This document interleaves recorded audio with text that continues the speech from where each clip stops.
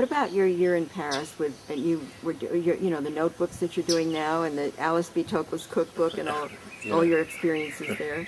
In my third year, I think it was my third year at Vassar, it was 1952, when I got a Ford Foundation Fellowship to go to Paris to work on the interviews connected with the notebooks of Gertrude Stein. I found the notebooks of Gertrude Stein at the Yale Library, where all her manuscripts had been sent after she died.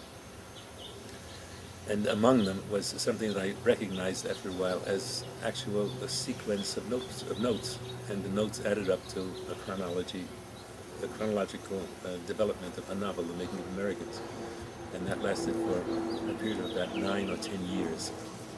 And during that time, what she was recording in the notebooks was all the people whom she knew, who all took part in this extremely complex psychological system that she was developing. So there were 400 names involved in the notebooks all told. Some of the major figures that we still remember from those years in Paris. Alice Toklas, as it happened, had never seen those notes. They seemed to be so casual and so a matter of such indifference that she never certainly typed them out, and she never took them as being anything but scrap. And so she couldn't have been more curious about what these notebooks were. So we had an agreement, and the agreement was that anything that I would read from the notebooks, if I knew to ask a question, she would answer. If I didn't know to ask, she would not answer. So it was a game that we were playing. And the first interview that we had, we set an interview for a certain evening. First interview we had, I started by first note that I had, they were not yet arranged chronologically. The first note that I had to do with Marie-Laurence Sand. And she said, "Oh, Marie-Laurence Sand." Yes. Now the agreement was that anything that she said that we probably would not want to use, she would tell me, and she would say, "No, that's not for publication."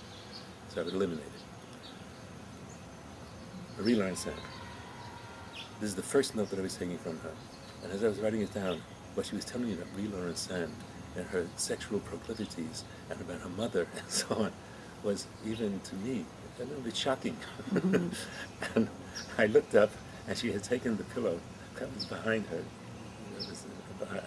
support her back, tossed it up to the ceiling of the room and caught it again in glee and clutched the pillow to her and said, "Oh, I wish Marie-Laurence Sand could be alive so I could see her face when she reads that." So that was the end of the need for the agreement about censoring anything. Then it was over. She turned out to be an absolutely fascinating personality, and it remained a game in many ways. For example, we would be sitting night after night in this extremely cold apartment because Alice Toklas could literally not afford to heat the apartment any longer after the Second World War. And there would be a 40-watt bulb hanging from the ceiling, a single bulb. I would be sitting there shivering, and I would be reading from the notebooks, and she would be giving me her comments. After a while, you began to hate one another in the course of doing that. We both loved working on the notebooks, but we both found it very, very hard to live through this. And in fact, after about 3 months or so, she got very ill. She got yellow jaundice. We had to stop for a while.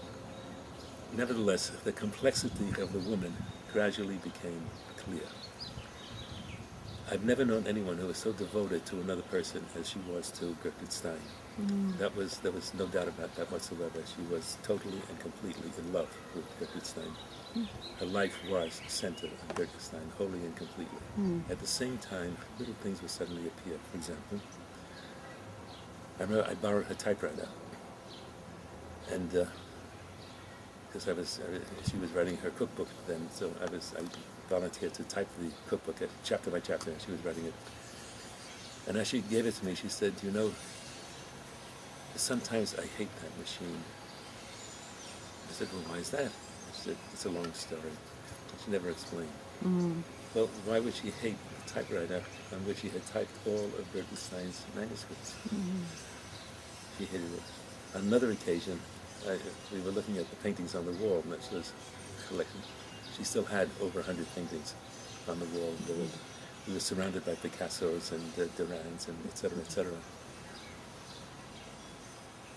And she said, do you know, she called me Katz. She said, that was an early digit, I'm going to call you Katz. So I called her Miss Toklas. That was it. Our agreement. She said, you know, Katz, sometimes I hate every one of these paintings individually and all together. I said, and again, same thing. I said, well, why is that, Miss Toklas? It's a long story. Remember this one. Well, those are the little insights that you catch. Yeah. And the explanation is, of course, up for grabs. But there were other indications as well. When she would explain, sometimes I put her in the position of having to explain something that Gertrude Stein had written or said. And there was very frequently a little acerbic style would come into her prose, which was not characteristic of someone who was in total devotion for the person. On the other hand, there was also this occasion. I was reading a note about Saint Teresa. Saint Teresa in the notebook was Alice Toklas.